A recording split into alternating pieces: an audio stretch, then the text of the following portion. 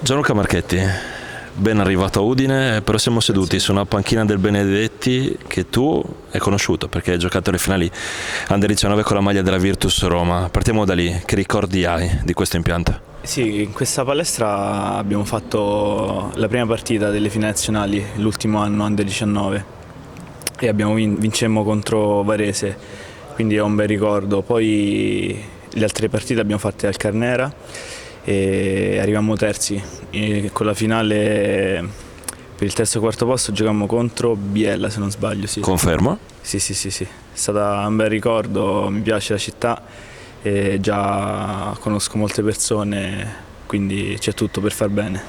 All'epoca il nostro amico Giambosio ti diede il soprannome di Mike Pemberti, sia per sembianze fisiche e soprattutto di faccia, perdonaci, non di altezza, una battuta. Perché? Perché è un giocatore che la piazzi parecchio, no? Speriamo di sì. Mi ricordo le telecronache con te Giambosio, è un bel ricordo, speriamo di buttarla dentro. Coach Leonardo ti ha voluto a tutti i costi. Vi siete conosciuti a Roma, alla Virtus, quando lui allenò la prima squadra capitolina. Quali sono le tue impressioni nei confronti di Lino?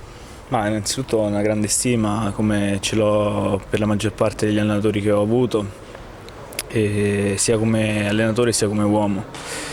Poi ho un bel ricordo perché gli ultimi anni di Roma, ecco, mi ha cresciuto tra giovanili e Serie A, mi allenava maggiormente lui.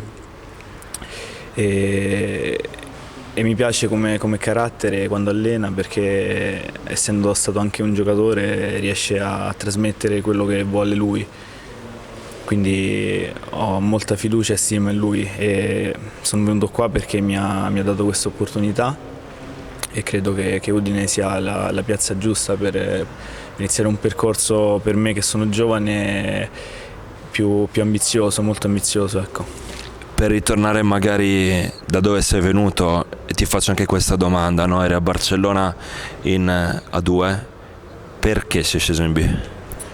Appunto perché in questi anni ce ne sono poche di opportunità di società che hanno progetti seri a lungo termine.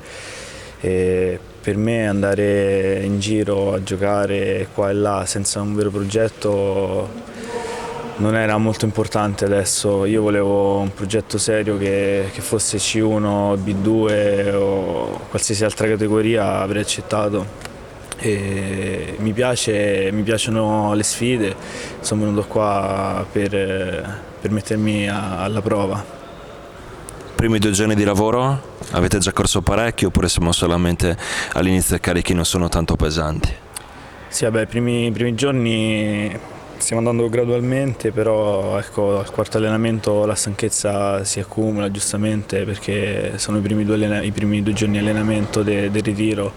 Pian piano entreremo in forma, dobbiamo essere sempre uniti e vogliosi di migliorarci, ecco, tutti insieme, quindi questo è l'importante. Ultimissima battuta, sono un giocatore molto social, tra virgolette, usi tanto i social network, è un bene perché permetti anche a tutta Italia di conoscere la realtà udinese se mai ce ne fosse bisogno. Sì, a me piace parlare con gli amici che ho in Sicilia, gli amici che ho avuto a Cremona, e quindi i social li uso per questo, mi piace scherzare soprattutto, quindi spero che si appassionano ancora di più i tifosi di Udine e niente.